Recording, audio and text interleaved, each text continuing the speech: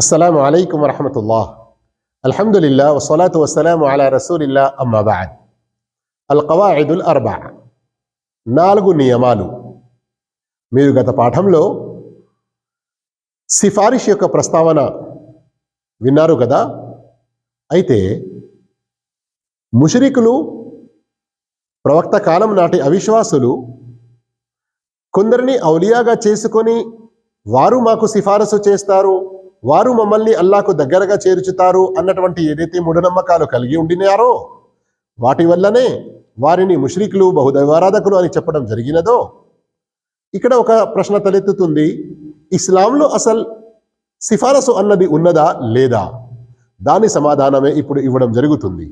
ఇమాం Muhammad bin Abdul Wahab రహిమహుల్లా చెబుతున్నారు, ఫషఫాఅతు షఫాఅతాన్, సిఫారసు 2 రకాలు. షఫాఅతు మన్ఫియ్య, ఒకటి రద్దు చేయబడేటువంటి సిఫారసు, వషఫాఅతుల్ ముస్బత, మరొకటి దాని యొక్క రుజువు ఖురాన్ హదీస్ ద్వారా ఉంది, అల్లాహ్ వద్ద స్వీకరించబడుతుంది. ఏ సిఫారసు అయితే రద్దు చేయబడుతుందో, హియల్లతి తుత్లబు మిన్ గైరిల్లాహి ఫీమా లా యఖ్దిరు అలైహి ఇల్లల్లాహ్, ఏ విషయాల్లోనైతే అల్లాహ్ తప్ప వేరే ఎవరికి ఏ శక్తి లేదో అలాంటి విషయాల్లో అల్లాహ్ ఏతరులతో సిఫారసు కోరడం ఇది రద్దు చేయబడుతుంది.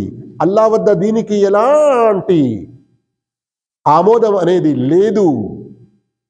అల్లాహు తాలా సూరతుల్ బకరా ఆయత 254లో తెలిపాడు, యా అయ్యుహల్లదీన ఆమను, ఓ విశ్వాసులారా, అన్ఫికు మిమ్మా రజక్నాకుం, మేము మీకు ప్రసాదించినది ఖర్చు చేయండి, మిన్ కబ్లి అన్ యఅతియ యౌమున్ లా బైఉన్ ఫీహి వలా ఖుల్లతు వలా షఫాఅ, ఆ రోజు రాకముందు, ఏ రోజైతే వ్యాపార లావాదేవీలు ఏమీ చెల్లవు, అక్కడ ప్రాణ స్నేహితులు ఎవరు ఎవరికి పనికిరారు, వలా షఫాఅ, ఎవరి సిఫారసు కూడా మరెవరికి ఏ ప్రయోజనం చేకూర్చదు. ఇక్కడ గమనించండి, ఆ వెంటనే అల్లాహ్ ఏమంటున్నాడు, వల్ కాఫిరూన హుముల్ జాలిమూన్, అవిశ్వాసులు వారే దుర్మార్గులు, దౌర్జన్య పనులు, న్యాయం నుండి చాలా దూరమైన వారు. ఇక్కడ గమనిస్తున్నారా, ఏ సిఫారసు అయితే ప్రజలు తమకు తాము నిర్ణయించుకొని ఆ పుణ్యాత్ములతోనే సిఫారసులు కోరి వారు మమ్మల్ని అల్లాహకు దగ్గరగా చేర్చుతారు, వారు మా గురించి అల్లాహ్ వద్ద సిఫారసు చేస్తారు అన్నటువంటి మూఢనమ్మకాలు కలిగి ఉన్నారో, ఇదంతా కూడా సత్యానికి, ధర్మానికి దూరమైనది. మీరు గత పాఠంలో విన్నటువంటి సూరతు జుమర్లోని ఆయత్ నంబర్ 3 యొక్క చివరి భాగం గుర్తుకు వస్తుందా? ఇన్నల్లాహ లా యహ్దీ మన్ హువ కాదిబున్ కఫార్, అల్లాహు తాలా అబద్ధం ఎవరైతే పాటిస్తున్నారో, ఎవరైతే కృతజ్ఞత చెల్లించడం లేదో అలాంటి వారికి సన్మార్గం ప్రసాదించడు. వల్ కాఫిరూన హుముజ్ జాలిమూన్ అని ఇక్కడ చెబుతున్నాడు. అంటే ఏం తెలుస్తుంది? అల్లాహ్ ఏ సిఫారసుల గురించైతే తెలియజేసి ఉన్నాడో ఆ మార్గాన్ని వదిలేసి తమకు తాము సిఫారసు గురించి కొన్ని నిర్ణయాలు తీసుకొని వాటి ప్రకారంగా ఎవరైతే ఆచరిస్తున్నారో వారు సత్యానికి దూరమై ఉన్నారు, ధర్మానికి దూరమై ఉన్నారు, అవిశ్వాసంలో, బహుదైవారాధనలో పడి ఉన్నారు, మరియు అలాంటి వారు న్యాయానికి దూరమై ఉన్నారు, వారు దౌర్జన్య పనులు, వారు దుర్మార్గులు అన్నటువంటి హెచ్చరిక ఇందులో ఇవ్వడం జరిగింది. ఇక రద్దు చేయబడే సిఫారసు తెలిసింది. మరి ఆమోదయోగ్యం పొందే, స్వీకరించబడే సిఫారసు ఏది? హియల్లతి తుత్లబు మినల్లాహ్ వషఫాఅతుల్ ముస్బత హియల్లతి తుత్లబు మినల్లాహ్, ఏ సిఫారసు అయితే కేవలం అల్లాహ్తో కోరడం జరుగుతుందో ఆ సిఫారసు మాత్రమే అల్లాహ్ వద్ద స్వీకరించబడుతుంది. ఎందుకు ఈ మాట అంటున్నారు? ఎందుకంటే ఖురాన్లో అనేక సందర్భాల్లో అల్లాహ్ చాలా స్పష్టం చేసి ఉన్నాడు. ఒక్క ఆయత్ వినండి ఆధారానికి, ఖుల్ లిల్లాహి షఫాఅతు జమీఆ, అందరికి తెలియజేయండి, సిఫారసు యొక్క సంపూర్ణ అధికారం కేవలం అల్లాహ్ వద్ద ఉంది. ఇక్కడ జమీఆ అన్నాడు అంటే అన్ని రకాల సిఫారసు, మొత్తం సిఫారస్, దానికి ఎవరు ఏ అర్హత కలిగి లేరు, ఎవరి వద్ద ఏ కొంచెం కూడా దానికి అధికారం లేదు, కేవలం అల్లాహ్కు మాత్రమే ఉన్నది. అందుకొరకే అల్లాహ్తో మాత్రమే సిఫారసు కోరాలి. అల్లాహ్ తప్ప వేరే ఎవరితోనైనా ఏదైనా సిఫారసు కోరారంటే అది చెల్లదు. ఇక్కడ వరకు ఈ విషయం తెలిసింది కదా. ఇక రండి, ఈ రోజుల్లో సామాన్యంగా ఎంతోమంది ముస్లింలు ఏమనుకుంటున్నారు, మనం ఏ బాబానైతే, ఏ సాయబునైతే, ఏ దర్గా వారినైతే, ఏ మజార్ వారినైతే, ఏ పీర్నైతే, ఏ ముర్షద్నైతే, ఏ వలీనైతే నమ్ముతున్నామో వారు మనల్ని అన్ని రకాల ఆపదల నుండి దూరం చేస్తారు, వారే మమ్మల్ని గట్టెక్కిస్తారు, వారే మనకు అన్ని రకాల ఈ విధంగా అంటూ ఉంటారు కదా.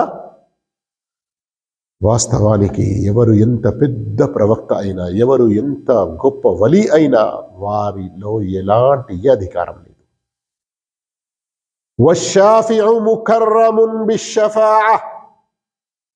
అల్లాహ్ ఒక ప్రవక్తకు, ఒక వలీకి, ఒక పుణ్యాత్మునికి, ఒక సిద్దీక్కి, ఒక షహీద్కి, ఒక విశ్వాసికి సిఫారసు చెయ్యమని అనుమతి ఇస్తున్నాడంటే అల్లాహ్ అతన్ని సన్మానిస్తున్నాడు, అతనికి గౌరవం ప్రసాదిస్తున్నాడు.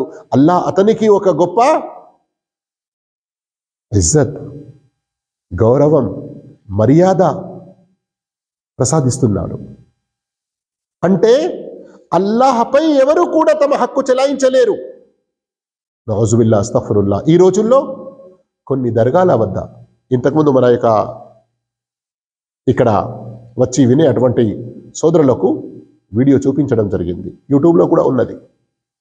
కొందరు ఒక దర్గా వద్ద ముజావర్ ఉండి ఏమంటున్నాడు, నౌజుబిల్లా, అస్తగ్ఫిరుల్లా, జిస్కి కిస్మత్ వహా ఫూటీ యహా ఆయేంగే తో బన్ జాయేగి.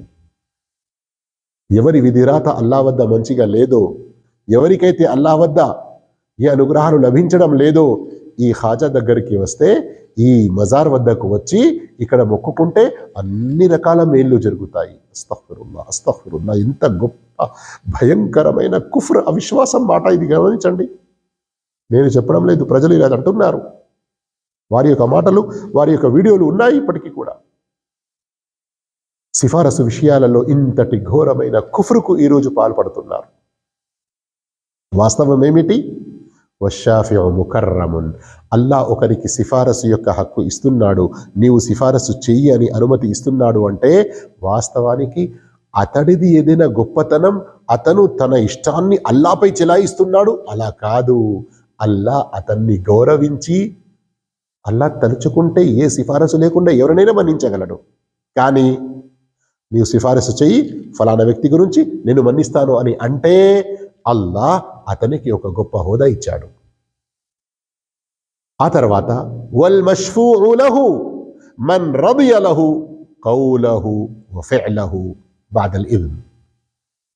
ఇక ఎవరి గురించి అయితే సిఫారసు చెయ్యాలో అతని పట్ల కూడా అల్లా సంతృష్టిగా ఉండడం, అతని యొక్క ఆచరణను స్వీకరించడం, అతని యొక్క మాట, అతని యొక్క షహాదత్, సాక్ష్యం ఏదైతే పలుకుతున్నాడో అది అల్లాహకు ఇష్టమై ఉండడం తప్పనిసరి. అప్పుడే ఇటు సిఫారసు చేసేవారికి అల్లా అనుమతి లభిస్తుంది. ఇతను ఎవరి గురించి సిఫారసు చేయాలి, అతని పట్ల అల్లా సంతోషంగా ఉండేది ఉంటే అల్లా అతనికి కూడా ఇతని సిఫారసు చెయ్యి అని ఈ సిఫారసు చేసే వారికి అనుమతి ఇస్తాడు. అర్థమవుతుందా విషయం? ఒకవైపున సిఫారసు చేసే వ్యక్తి, మరోవైపున ఎవరి గురించి సిఫారసు చేయడం జరుగుతుందో వీరిద్దరి పట్ల కూడా అల్లా సంతోషంగా ఉండాలి. ఖురాన్లో ఎన్నో ఆయతులు దీనికి సంబంధించినవి ఉన్నాయి. మన్ రదియ లహు కౌలా, అల్లా ఎవరి మాటనైతే ఇష్టపడుతున్నాడో, ఇల్లా మన్ షహిద లహు బిల్ హక్కి వహుమ్ యఅలమూన్, ఎవరైతే సాక్ష్యంగా సత్యానికి సాక్ష్యం పలుకుతున్నారో వారు దాని యొక్క అర్థ భావాలను తెలుసుకుని ఉన్నారో. లిమన్ యషా వయర్దా సూరతున్ నజ్మ్లో, మరి ఎవరైతే అల్లాహ్ తాలా ఎవరినైతే ఇష్టపడుతున్నాడో, అల్లాహు తాలా ఎవరి గురించి అయితే కోరుతున్నాడో అలాంటి వారికే ఈ అనుమతి లభిస్తుంది. అయితే ఇక్కడ సంక్షిప్తంగా మీరు ఒక మాట తెలుసుకోండి చాలా శ్రద్ధగా. అదేమిటి? సిఫారసు ఎవరు చేస్తారో వారికి అల్లా వైపు నుండి అనుమతి లభించాలి. ఎవరి గురించి చెయ్యాలో అది కూడా అల్లాయే అనుమతి ఇస్తాడు. వారిద్దరూ కూడా తౌహీద్ పై స్థిరంగా ఉండడం, సున్నత్ ప్రకారంగా స్థిరంగా ఉండడం, నమాజులు పాటిస్తూ ఉండడం తప్పనిసరి విషయం. అయితే అల్లాహ్ అనుమతి లేనిది ఎవరు సిఫారసు చెయ్యలేరు అన్నటువంటి విషయం సూరతుల్ బఖరా ఆయత్ నంబర్ 255 ఆయతుల్ కుర్సీలో ఉంది. మన్ దల్లది యష్ఫౌ ఇందహు ఇల్లా బిఇజ్ని. అల్లాహ్ అనుమతి లేనిది అల్లాహ్ వద్ద ఎవరు సిఫారసు చేయగలుగుతారు? ఇక్కడ వరకు ఈ విషయం తెలుసుకున్నారు కదా.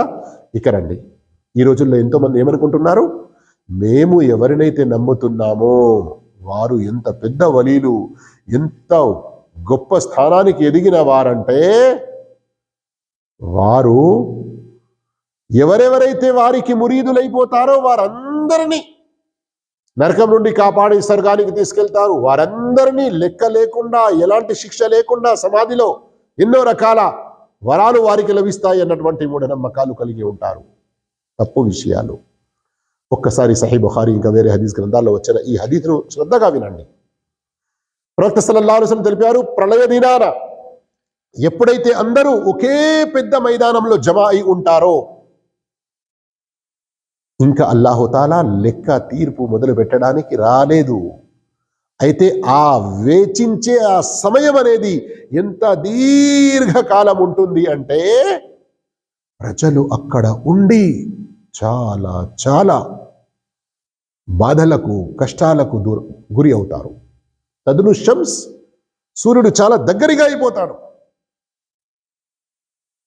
ఆ సందర్భంలో అందరూ అంటారు, అల్లా ఎవరినైతే తమ చేతితో పుట్టించాడో మొట్టమొదటి మానవుడు, ఆది మానవుడు ఆదం అలైహిస్సలాం వద్దకు వెళ్దాము, ఆయన సిఫారసు చేస్తారు. ఆయన దగ్గరికి వస్తేనే ఆయన ఏమంటారు, నా ప్రభువు ఈ రోజు ఏ రకంగా ఆగ్రహానికి గురయ్యాడో ఇంతకు ముందు ఎన్నటికీ ఎప్పుడూ గురి కాలేదు, ఇక ముందు ఎప్పుడూ కూడా గురి కాడు. అతను అంత ఆగ్రహంగా ఉన్నాడు. నఫ్సీ నఫ్సీ, అల్లా నన్ను రక్షించాడంటే అదే చాలా గొప్ప విషయం. నేను చెయ్యలేను, చెట్టు నుండి తినడం నన్ను వారించాడు, కానీ ఆ పొరపాటు జరిగింది. వాస్తవానికి అల్లా క్షమించేశాడు, కానీ ఆయన అంత భయపడుతూ ఉంటారు. నువ్వు వద్దకు వెళ్ళండి అంటారు, నువ్వు వద్దకు వస్తారు, నువ్వు అంటారు ఇబ్రాహీం వద్దకు వెళ్ళండి, ఆయన అంటారు ఈసా వద్దకు వెళ్ళండి. ఈ విధంగా ఒకరి వెనుక ఒకరు వద్దకు వెళ్తే ప్రతి ఒక్కరూ అల్లా ఆగ్రహాన్ని గుర్తు చేసుకొని భయకంపితులైపోయి వారి ఏ పొరపాటు మన్నించబడినదో దాని గురించి కూడా భయపడుతూ, భీతి చెందుతూ, నేను అల్లా వద్ద సిఫారసు చేయలేను, నఫ్సీ నఫ్సీ, నా ప్రాణం, నన్ను అల్లా కాపాడంటే అదే నా కొరకు చాలా గొప్ప విషయం. చివరికి ముహమ్మద్ సల్లల్లాహు అలైహి వసల్లం వద్దకు వస్తే ఈసా అలైహిస్సలాం, ఆ తర్వాత ముహమ్మద్ సల్లల్లాహు అలైహి వసల్లం వద్దకు వస్తారు. అప్పుడు ప్రవక్త సల్లల్లాహు అలైహి వసల్లం అర్ష్ కింద సజ్దాలో పడిపోతారు.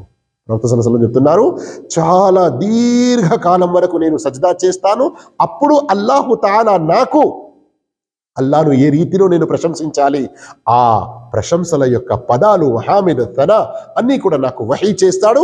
అప్పుడు నేను అల్లాను స్తుతిస్తూ ఉంటాను. చాలా సేపటి వరకు స్తుతించిన తర్వాత అల్లా అంటాడు, ఇర్ఫా రసక్, తలెత్తు, సల్ తుతా, అడుగు నీకు ఇవ్వబడుతుంది, వష్ఫా తుషఫా, సిఫారసు చెయ్యి నీ సిఫారసు స్వీకరించబడుతుంది. అప్పుడు ఫయుహద్దులి హద్దన్, ఒక హద్దు నిర్ణయించడం జరుగుతుంది. ఎవరెవరి గురించి నీవు సిఫారసు చెయ్యాలో వారిని నిర్ణయించడం జరుగుతుంది. మళ్ళీ ప్రవక్త సల్లల్లాహు అలైహి వసల్లం సజ్దాలో వెళ్తారు. ఈ విధంగా 3-4 సార్లు జరుగుతుంది. ఈ హదీస్ పూర్తి వివరంగా మీరు మన తెలుగు గ్రంథాలు, హదీస్ గ్రంథాలు ఏవైతే ఉన్నాయో, అల్లులు వల్ మర్జాన్, మహాప్రవక్త మహితోక్తులు, అలాగే వేరే హదీస్ గ్రంథాల్లో చదవండి. పూర్తి వివరణతో సిఫారసు చేసే అనుమతి ఆ రోజు అల్లా ఏదైతే ఇస్తాడో, మనం మొట్టమొదటిసారిగా మన ప్రవక్త ముహమ్మద్ సల్లల్లాహు అలైహి వసల్లం వారికి దానినే షిఫాఅతే ఉజ్మా, చాలా గొప్ప సిఫారసు, మకామె మహమూద్ దానినే అంటారు. మరి అది ఎవరికి ప్రాప్తిస్తుంది? ఎవరైతే అసఅదున్నాసి బిషఫాఅతి యౌమల్ ఖియామా మన్ ఖాల లా ఇలాహ ఇల్లల్లాహ్ ఖాలిసన్ మిన్ ఖల్బి, ఎవరైతే స్వచ్ఛమైన మనస్సుతో లా ఇలాహ ఇల్లల్లాహ్ చదువుతారో అలాంటి వారికే నా యొక్క సిఫారసు లభిస్తుంది అని ప్రవక్త చెప్పారు. మరి ఎవరైతే అజా యొక్క జవాబిచ్చి ప్రవక్తపై దరూద్ చదివి ఆ తర్వాత అల్లాహుమ్మ రబ్బ హాది దావతి తామ్మ చివరి వరకు దువా చదువుతారో హల్లత్ లహు షఫాఅతి యౌమల్ ఖియామా, అలాంటి వారికే నా యొక్క సిఫారసు లభిస్తుంది అని ప్రవక్త చెప్పారు. అంటే ఏం తెలుస్తుంది? ఇస్లాం యొక్క మూల పునాదులు ఏవైతే ఉన్నాయో, తౌహీద్ మరియు నమాజ్, అది పాటించని వారికి, ఈ తౌహీద్ నమాజును పాటించని వారికి ప్రవక్త వారి సిఫారసు లభించదు. ఈ సిఫారసు సంగతి ఇలా ఉంది. మనం సిఫారసుని ఎంత సులభంగా అనుకున్నాము, మరియు ఎవరెవరినో అల్లా అనుమతి ఇవ్వని వారిని కూడా పట్టుకుంటున్నాము.